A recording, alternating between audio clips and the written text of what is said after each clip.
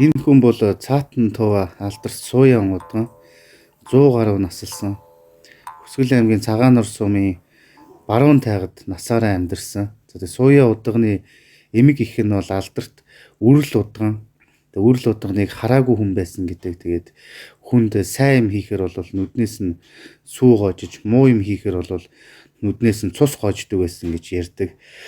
Хүсгэл аймгийн Ринчилүм сум зөөлөнгийн хүрээ гэж байгуулагдахад Монгол бөөнрийг дарах зорилгоор төвдөөс чойжин гөртөн хүмүүсийг авчирч ном уншуулах үед нутгийн хүмүүс сууян удганы эмэг их үрэл удган дээр очисон байдаг. Тэгээ үрэл удган өөрийн онгодоо явуулснаар тэнд аянга захиж ихээхэн гамшиг болж тэр үеийн чойжин гөртөнгүүд бүгд үрэл удганд бууж өгсөн гэдэг. За тэгээд сууян удганы охин нь бол цэнд удган гэж байсан. Цэнд удганаас хойш удган бөө сууян удганы удмыг залгасан хүн бол төрөөгүй.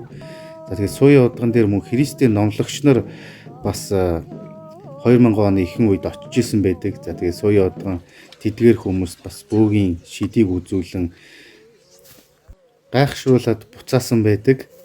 Сууян удган бол бөөгийн ёс уламжлалыг яг цэврээр нь унган төрхөөр нь хадгалж авч үдэлсэн цөөхөн зайран удганы нэг бөгөөд 20 дугаар зууныг бүтэн давж 21 дугаар зуунтай залгасан ховорхон тохиох хүн байсан юм.